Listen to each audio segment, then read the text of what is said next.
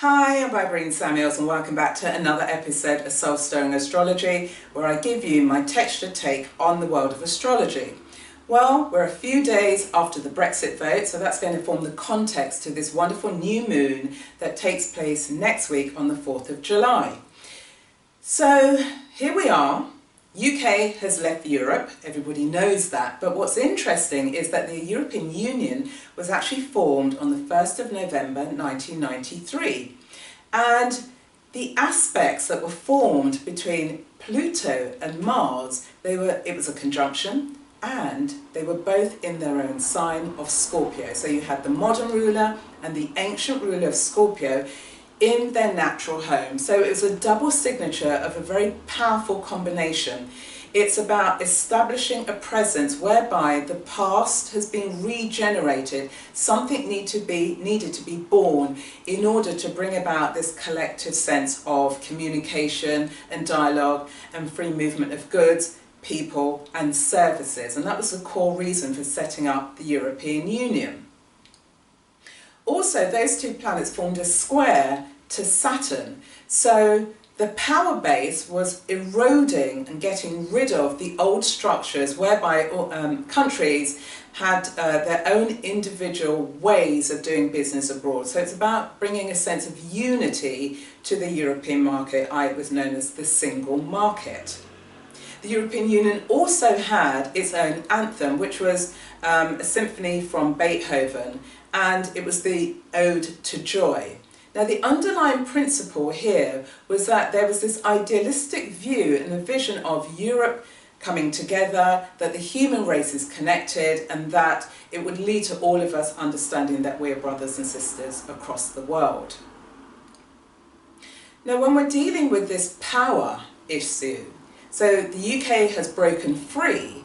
Interestingly, on June 23rd, when the vote took place, Mars was back in Scorpio and it's been retrograding, and it was literally to the degree. So it's 23 degrees of Scorpio retrograde last week Thursday, and when the union was formed, Mars was 23 degrees of Scorpio direct, as well as Pluto was 24 degrees of Scorpio direct. Now, with the retrograde motion, it's an indication that obviously going through this retrograde period, there's been a chance for people to think about their decisions, and they wanted to regenerate and rethink and restructure and rebuild the way that the UK in particular wanted its own sense of identity. So the retrograde period has given people who are in favour of the Brexit vote to think about where the UK should be going. And as we all know, what has happened since then. So we've got this signature. We had the cosmic clock that was ticking away in 1993, showing how the power came together. And then the cosmic clock ticked forward another 20 odd years to bring us to this point of Mars in Scorpio retrograde, where the UK severed its connection. And astrologically, what this is speaking to is this sense of wanting to reclaim the British identity, and also having a sense of autonomy about making its own trade agreements right across the world, as well as owning its sense of sovereignty. So I want to turn to a mythological story to paint some more context here. So we've got the myth of Siegfried, and he was a young child that was orphaned because his parents died, and his father left him a legacy in the form of a sword, but the sword was broken. And if the sword was fixed, then it would protect Siegfried if he was ever going to go into battle, because he would never be defeated. He was begrudgingly brought up by a dwarf called Mime, and Mime was quite jealous of Siegfried, and the only reason why he took him in was because he wanted Siegfried to grow in confidence so that he could then go out and slay the dragon that was hiding a hoard of gold and other treasures. But Siegfried, happily, was protected by the gods, because one day he was walking in a forest and he heard this bird sing, and the bird was singing, and Siegfried could interpret and understand what the bird was telling him. And the bird told him that actually Mime is going to murder him once he has reclaimed and found the gold. So Siegfried then murdered Mime because of this treachery. He went out, he found the dragon, he slayed the dragon, and found the gold and found the hoard of treasures. But he recognised that he only needed a couple of things. One was a helmet that would make him invisible, and two was a ring that had hidden powers. So if we bring this back and relate it on an individual level as well as what's happening politically, particularly within the UK, Siegfried was given, there was a legacy that was left for him in terms of this broken sword. And what this indicates is that how are we passed on legacies down through the generations, and once we have the legacy, what is it that we choose to do with the legacy? Now there's a legacy with the UK and Europe that was broken. There's a sense of individuality wanting to come forward, so it's about breaking free of the status quo, and that's where we have the signature of Saturn squaring Neptune. So Saturn is about the old guard, the structure and the governance of Europe, which was by the EU, or which is by the EU. And then we have Neptune that has eroded the structure in the form of the UK breaking free. So the question here is, what internal structures do you need to erode in order to break free? Coming back to the legacy, once you have whatever the legacy is, it's about how do you use that legacy to follow your own destiny. So you're breaking free in your new way. So that's what the myth is indicating. How are we able to use the legacy, grow through the legacy so that we have our own sense of destiny? Siegfried also was very interested in understanding his own personal powers. And so here again, what are the personal powers that you want to bring forward in life? What is it that you feel that is hidden and is not being given a voice? Because what Siegfried found was that here was this giant, this dragon, that was hiding potential.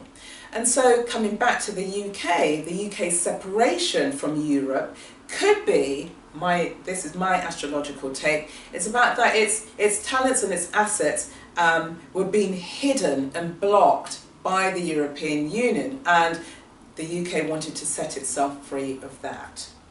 So where we have this sense of hidden treasures, that's the reason why Siegfried had to kill the dragon, because it's a ruthless way of being able to move forward with your own destiny. And you can equate that with what happened with the UK and the Brexit vote. For those who voted in that way, it was about breaking free to use the internal resources, to use the potential of the country, but bringing it down to an individual basis. You have hidden treasures and you have hidden potential. What is it that you're going to do about it?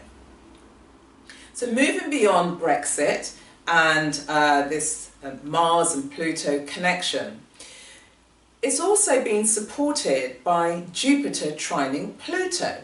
And so here, this is about also unearthing hidden treasures, bringing them to the surface, using your latent resources and talents, and using them in a really expansive way to bring about wealth. It could be about political developments, which we're seeing. It's about power, but it's also about career developments. And so it's a powerful signature, it's a powerful communication between Jupiter and Pluto. One is about expansiveness, the other is about regenerating resources. And Pluto is in Capricorn. So Capricorn is the sense of, struggling, but pulling yourself together, pulling up those hidden resources so that you're able to share them in an equitable way around the world. Now, at the same time, forming this context for this new moon in Cancer, is Chiron is going to go retrograde very soon in the next couple of days. However, leading up to that, Mercury in Gemini forms a square with Chiron. And it was actually squaring Chiron on the day of the Brexit vote. Now, so here, Chiron and it's Mercury. Mercury's in Gemini. Now, where you've got the square, it could be an indication of non-verbal communication. So if we use Brexit for a moment, people who voted, the way to vote was to put a cross in a box. So that was a non-verbal communication that took place. Bringing it on a personal level, where you have Chiron and it forms a square with Mercury, it's a suggestion of an inability to express what you truly feel. So it could be that you're stifling your communication, or you have been wounded by a prior use of communication. It's also an indication that you could be somebody who's feeling quite foggy-minded and a bit dazed, and having cloudy thoughts and judgments. And what this might be revealing is that you are hiding what you truly feel behind the fuzzy thoughts and the fuzzy judgments. And the square means it's a tension, and the tension is about how you're able to liberate those thoughts. Now, when Chiron goes retrograde, this will be an opportunity for you to be rethinking what it is that you truly believe in, and the retrograde lasts for nearly 6 months. It turns direct again on December the 6th. So for the next few months, it's a time for you to begin healing from the wounds of words, how you may have wounded other people and then felt the backlash of that, the karma of those wounds, how they may be coming back to you, and it's for you to now begin to deal with those feelings so that you're able to express yourself in a way that's far more meaningful and brings clarity to your life. Now, we have this new moon in Cancer. It's a stellium, so it's in a very sensitive part of the chart, in the sensitive part of the astrological world. Now, so given that it's in Cancer, it's about emotions, it's about feelings, it's about bringing those feelings to the surface. What can help you here is the trine that's formed between Venus and Mars. So Mars is direct now in Scorpio and Venus is in Cancer. And so here it's the ability to voice what it is that you value, and you can do it in an assertive way whereby your views and your feelings can be heard, but also you're taking account of the feelings of others, because we have Venus, which rules the realm of relationships and harmony, and then we have Mars, which is about assertion. So it's about your ability to easily assert what your needs are so that you can be heard and appreciated and the other person can be heard and appreciated. Now, we have with this stellium of the Sun, the Moon and Mercury forming an opposition to Pluto. So Pluto is a planet of destruction and regeneration and rebirth. Now, because of this stellium that's going on, and with Venus in Cancer, there's an indication that you could be really wrapped up in emotional feelings around the past. It could also could be to do with your family and suppressed feelings that you may have with regards to your family, and the power balances or imbalances. Because with these planets being in Cancer, there could be a tendency for you to approach life from the victim point of view. Now, the fact that the stellium is forming an opposition to Pluto, Pluto is challenging that way of being. Pluto wants you to really rise up and to really think about, as well as feel your way through those emotions that are unconscious, they're buried, you're pondering on them, you're thinking about them, you're holding on possibly to negative feelings around all of that. And so what can happen is that you may behave in a sort of passive-aggressive style of communication or behaviour. Silence and hoping people will get the message. It's like, you might have a beef with somebody, but the other person doesn't know it, and you're trying to bring it to their attention because you're giving them the silent treatment. With this opposition to Pluto, it's about breaking that all down, because Pluto wants you to regenerate that very childish way of behaviour.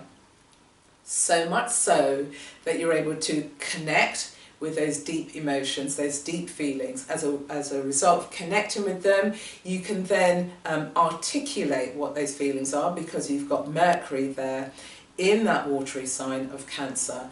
And because the Sun, Moon and Venus are there, it's about harmonising your core identity as well as your emotional identity and also what it is that you value.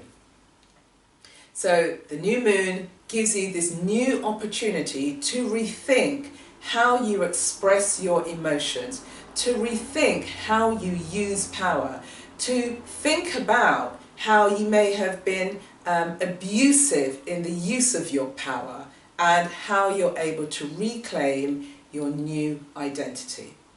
So that brings me to the quote of the day, which is from Steve Jobs. And what he said is, "Never allow the noise of others to drown out your inner voice." And that leads nicely to the question of the day is, which area of your life do you feel as if your voice is being washed away? As always, put your answers and comments in the comment box below. I love connecting with you and let's get into a dialogue around this.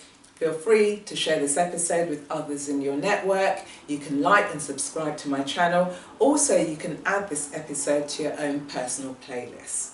So, with this new moon on the 4th of July, it's Independence Day in America, it's the opportunity for you to liberate yourself from those past fears, those past feelings, those past worries, and to open up to new vistas, and to do that from an emotionally safe place.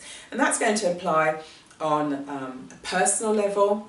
It applies obviously on a global and political and public level, because it's about looking at this Saturn squaring Mars. A big issue in terms of the Brexit was around immigration. It's about the water, how Neptune was able to erode those barriers and those boundaries. It's a time now for you to do the same, to wash away, using the power of water, but being careful about how water can cleanse you as well as drown you. And we've seen that with the tragedy of people trying to cross the water to come to safety. And so many refugees, our brothers and sisters around the world, have drowned as a result of trying to break free. So the new moon gives you the chance to contemplate, to rethink this new identity. Until then, I will see you again on the next episode.